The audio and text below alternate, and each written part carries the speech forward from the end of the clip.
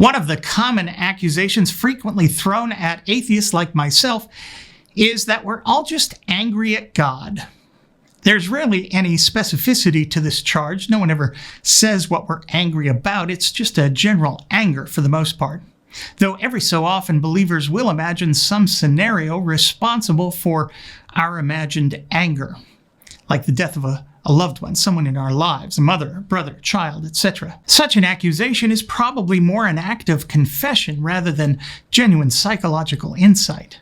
Why would someone be angry at God for the death of a loved one?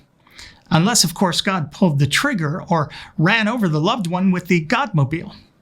When I was a believer, I never viewed my faith as some kind of insurance policy that would protect me from the tragedies we see all around us. My God was much bigger than a shield. Believers who make such accusations are missing the point entirely. Atheists don't believe there is a God.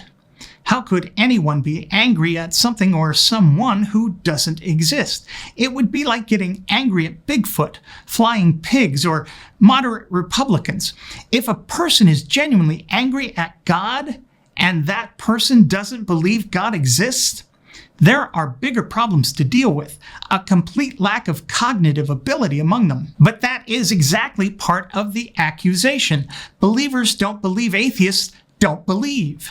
They think we still believe in God, but that God let us down or hurt us somehow, and our way of getting back at God is to deny he even exists. Like that would upset or hurt the feelings of an all-knowing, all-powerful, all-loving super being who's known exactly what we were going to do since before time even existed. Next time a Christian tells you this, try telling them that you think they're just angry at Allah or Shiva, and that's why they're not a Muslim or Hindu. Tell them if only they'd let go of their anger, they'd see the beauty of these faiths. Indeed, any monotheist is open to exactly this charge. Their anger is keeping them from embracing all the gods and their various teachings from the various religions all throughout the world. This accusation also fails to acknowledge a simple fact. If there were actually a God like the Christian God who is allegedly all-powerful, all-knowing, and all-loving, that God would be entirely worthy of our anger. What loving being creates and allows evil? Actually, you know what? Forget that. Forget evil. What loving being creates childhood cancer, natural disasters, or creatures that lay their eggs inside other creatures so that when their eggs hatch, breakfast is all ready to go for the little ones? And we haven't even gotten to Celine. You knew I had to go there. I know you did. The accusation that atheists are angry at God makes it sound like there would be something wrong, or at least ignorant, with being angry at that all-powerful, all-knowing, all-loving super being, should such a being have existed. That accusation reveals a believer who is clearly not thinking.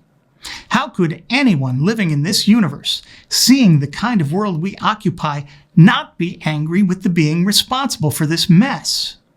If there is something wrong and or ignorant, it is the believer's grotesque insensitivity to the suffering of his or her fellow sentient creatures, both human and animal. But it's not just the suffering, is it? It's also the stupidity. Why, for instance, would God not share his message with all peoples all over the globe simultaneously? Why tell only the Jews if you're Jewish, or the Christians, or the Hindus, Mormons, Muslims, etc.? I mean, I assume God was fully vaccinated early on, and who would dare keep him off a plane in the first place? He could have traveled around telling everyone the not-so-good news all at once so that there was none of the confusion and division which has caused untold suffering for millennia. So, I guess, yeah, it's just the suffering. Believe me when I say this. I'm not angry at God, any more than a Christian is angry at Shiva or Allah.